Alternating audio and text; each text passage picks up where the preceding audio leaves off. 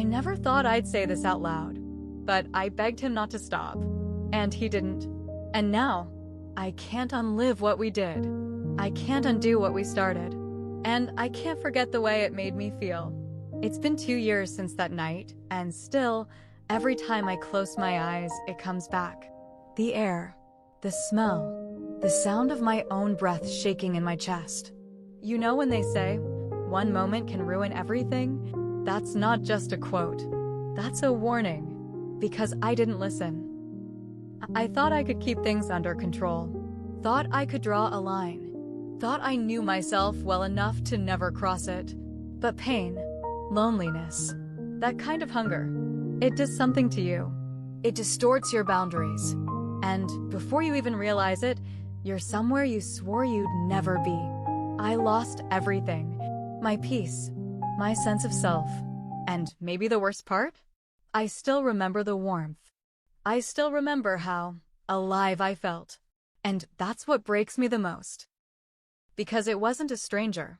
It wasn't some dark figure from a bar or a one-time slip. It was someone I knew. Someone who knew me.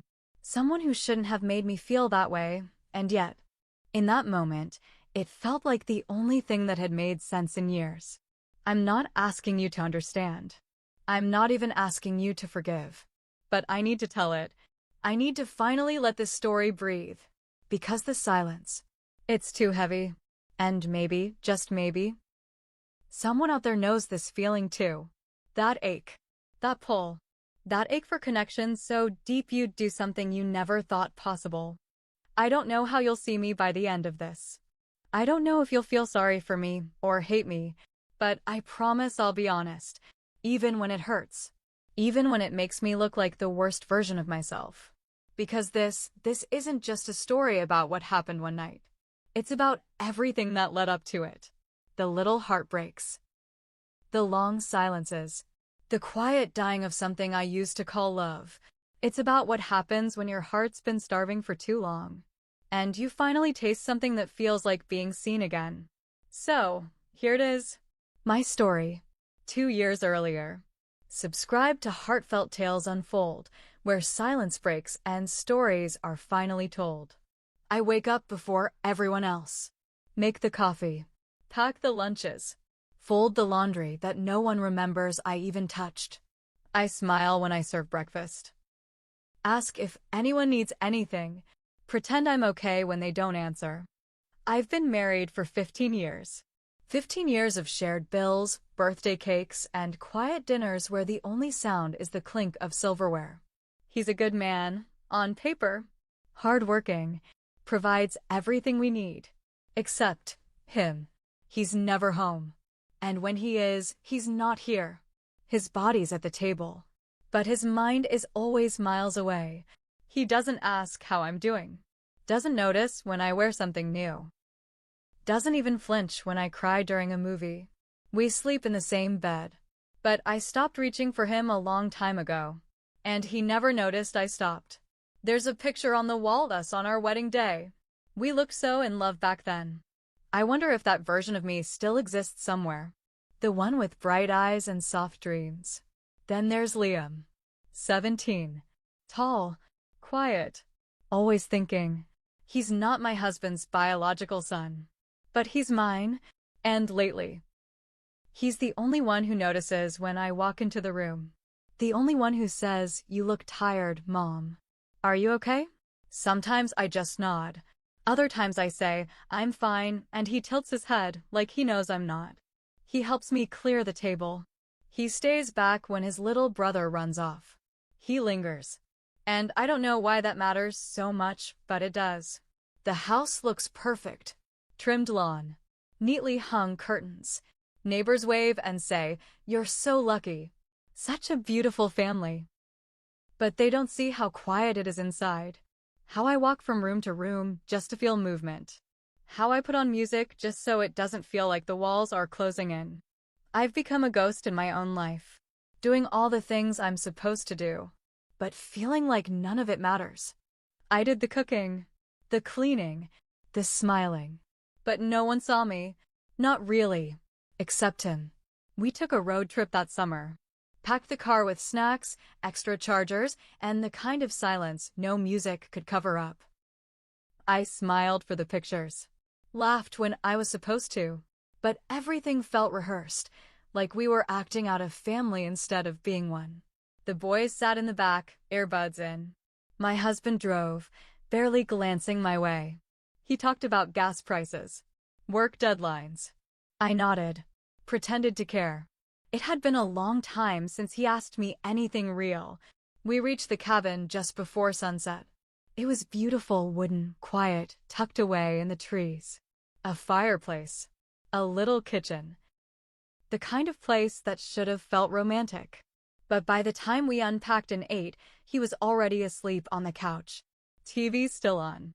Phone in his hand. I cleaned up. Washed the dishes. Everyone else had gone to bed. Except Liam. He came down, barefoot, with a blanket over his shoulders. Said he couldn't sleep. I offered him tea, and we sat by the fireplace. The room was dim, quiet, warm. I could hear the fire crackle, and for once I wasn't pretending. He talked about school. About how he felt like he didn't fit in anymore. Said he hated how his stepdad never really talked to him, just talked at him. And then he looked at me. Right at me. Said, "But you always see me." I smiled, caught off guard. Said something like, "Of course I do, sweetheart." He laughed a little and shook his head. "You're the only one who cares if I eat. If I sleep. You always ask how I'm feeling." I swallowed hard, because no one asked me those things. No one had in a long time. Then, almost out of nowhere, he said, "You deserve to be happy, Mom." I froze. I don't know why those words hit so deep, but they did, because I hadn't heard them in years. Not from my husband. Not from anyone. And definitely not from myself. I stared into the fire. Felt something shift. He said goodnight, kissed my cheek, and went upstairs. And I sat there. Still. Quiet. Like the house had paused. That night, something cracked open in me. Not loudly. Not all at once. But enough. Enough to make me wonder what it would feel like. To be held. To be wanted.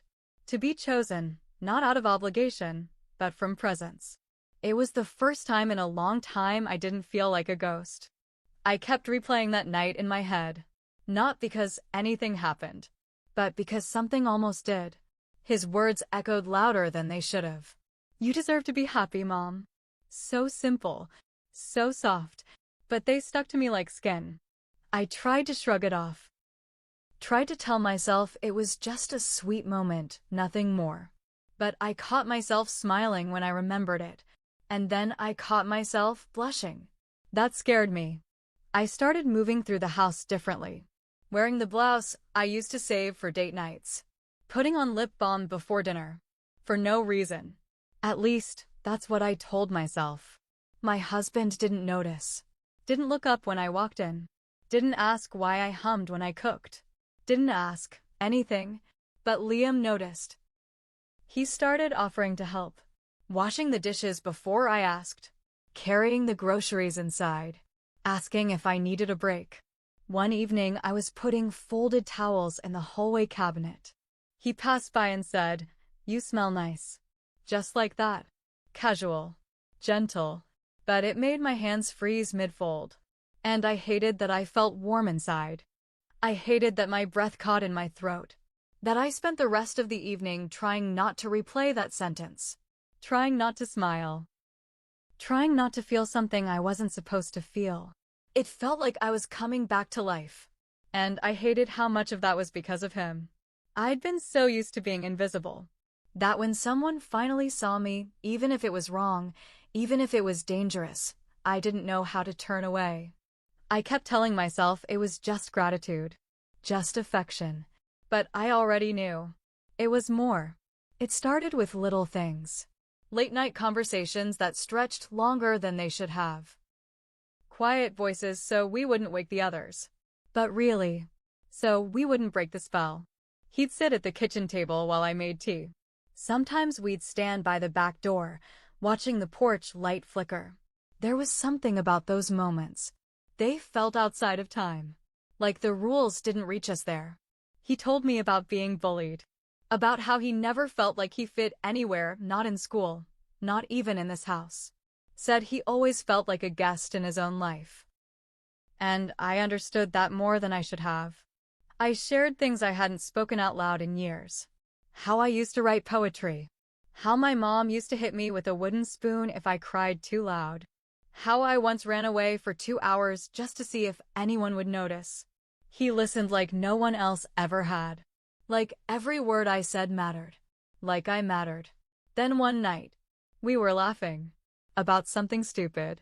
And in the middle of it, he reached out and touched my hand. Just lightly. Right at the fingertips. And I didn't pull away. I didn't even flinch. I just let it stay there. Warm. Still. Unspoken. The silence that followed said more than anything we'd said all week. After that, the air changed. He started calling me beautiful, not as a joke. Not like a kid teasing his mom, but like he meant it. Like he was seeing something new. And I started hesitating before saying goodnight. I'd stand at the base of the stairs, heart beating like it didn't know where to belong. Some nights I'd linger. Other nights I'd turn away just a second too late. I told myself I was imagining it. That it was just a phase. That we were both just lost. But then came that night. I'd had a long day. My husband barely spoke to me. Dinner had gone cold while he took a work call. The little one had a tantrum, and I'd cried in the bathroom just to let it out. When Liam came down and saw me at the sink, he didn't ask questions. Just grabbed a towel and started drying the dishes. We stood there, shoulder to shoulder. And for a moment, the world felt still again. I should have said no that night. I should have gone upstairs, closed the door, and reminded myself who I was. But instead, I asked him to stay a little longer. And that was the first night I didn't sleep. It was raining that night. One of those slow, steady rains that taps on the windows like it's trying to remind you of something you forgot. My husband had taken the little one to visit his mother. They were supposed to be back the next day. Just one night.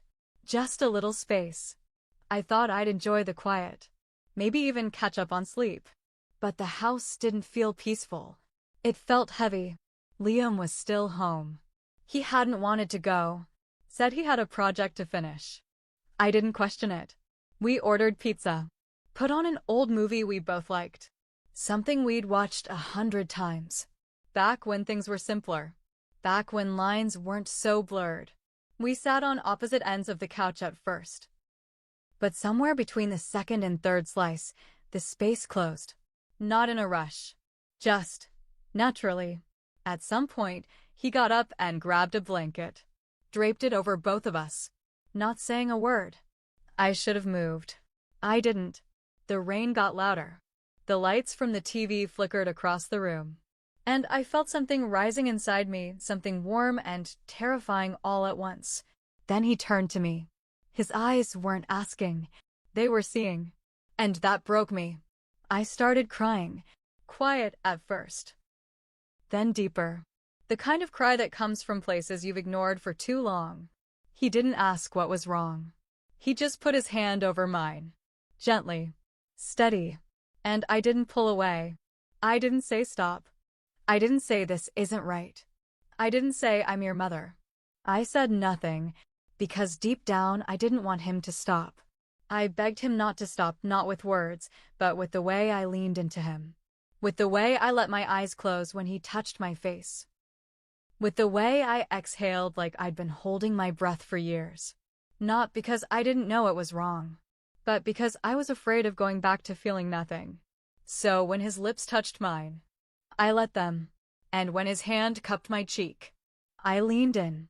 There was no rush, no chaos, just silence, breath, warmth. It wasn't about lust. It was about being alive. And for those few minutes, that tiny sliver of stolen time, I wasn't invisible. I wasn't empty. I wasn't forgotten. I was seen, wanted, held.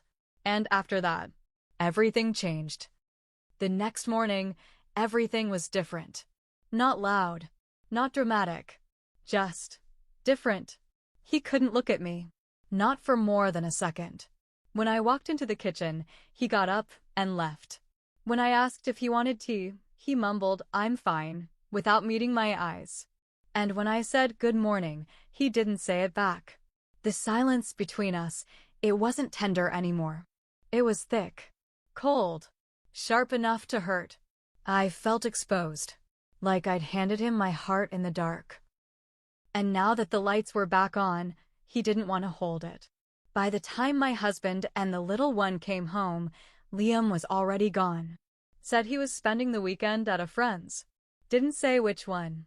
Didn't ask if I needed anything. Didn't look back. And just like that, he vanished from me. I tried not to spiral. Tried to tell myself I'd imagined it all. That maybe I'd misread the moment. That maybe he'd regretted it before it even happened. But the ache in my chest told a different story. He started coming home late, staying in his room, spending time with people he used to complain about. And me? I started watching the clock, counting the hours until I'd hear the door, just to know if he was still coming back at all. I hated myself for caring. Hated how I scanned every room for his face. Hated how I wanted something that made me feel this empty. Why did I let it happen? Why did I need it so badly? I couldn't sleep. Couldn't eat. I'd put on makeup just to wipe it off again. Every time I caught my reflection, I didn't recognize her. One night, my husband came home early. We were sitting at the table. The little one was already asleep. He looked at me, really looked at me, for the first time in weeks. And then he asked, "Is there something going on I should know about?" My heart stopped. I felt the blood drain from my face. I opened my mouth, but nothing came out. Not denial, not truth, just silence. And in that moment, I think he knew. Or maybe he didn't. Maybe he just saw the crack in me and realized it wasn't his to fix anymore. The days blurred. Everything looked the same on the outside. Same dinners, same folded laundry, same school drop-offs. But inside, something had cracked and it wouldn't stop spreading. I walked through my life like I was made of glass. One wrong look, one wrong word, and I might shatter. I battled with myself every single day. Shame and yearning. Fighting like fire and ice inside me. I missed him. God, I missed him. But I also hated myself for missing him. For wanting something I had no right to want. For giving myself away in a moment I can never take back. I wondered if I should confess. Just let it out, burn it all down, deal with the fallout. But then I'd picture Liam's face. Not the one from that night, but the one from when he was little. When he'd fall asleep with his head on my shoulder. When he used to call me his hero. Would telling the truth protect me? Or would it destroy him? Some days I thought I deserved to be exposed. Other days, I told myself it was just one mistake, a moment of weakness. A human need that got too loud. But deep down I knew. It wasn't just about desire. It was about being remembered. Being wanted. Being enough. I started seeing a therapist. In secret. Paid in cash. Told my husband it was a book club. I wrote letters I never sent. One to him. One to myself. One to a future version of me I'm not sure I'll ever become. I'd sit in the car after sessions, watch the trees move in the wind, and ask the same question over and over again. Can one moment ruin your whole life? Or does it just show you the truth of it? Because maybe it didn't start that night. Maybe it started the moment I stopped being seen. The moment I became someone's duty instead of someone's dream. I don't know what kind of person I've become.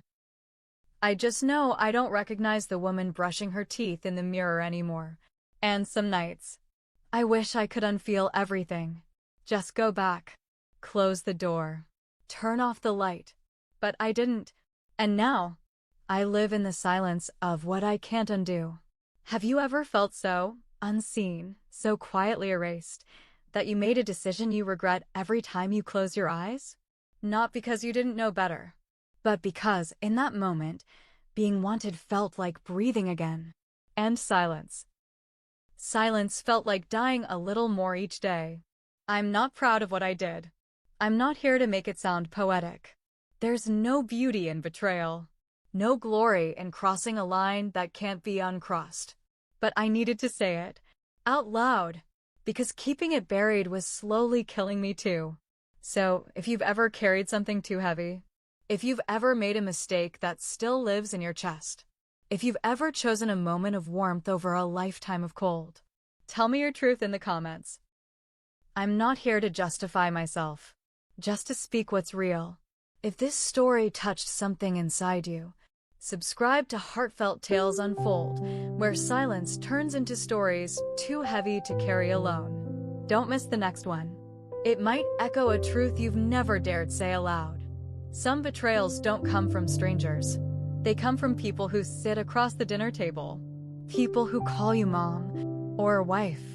And sometimes, you don't even know which betrayal is worse, the one you committed, or the one that made you desperate enough to. I'm still here, still breathing, still trying to forgive myself. Not just for what I did, but for all the moments I let myself disappear before it ever happened. This story isn't a confession. It's a reminder that people don't break all at once. They fade. And sometimes, all it takes is one person seeing you to make you forget everything else. If this story whispered something familiar to you, don't carry it alone. You don't have to.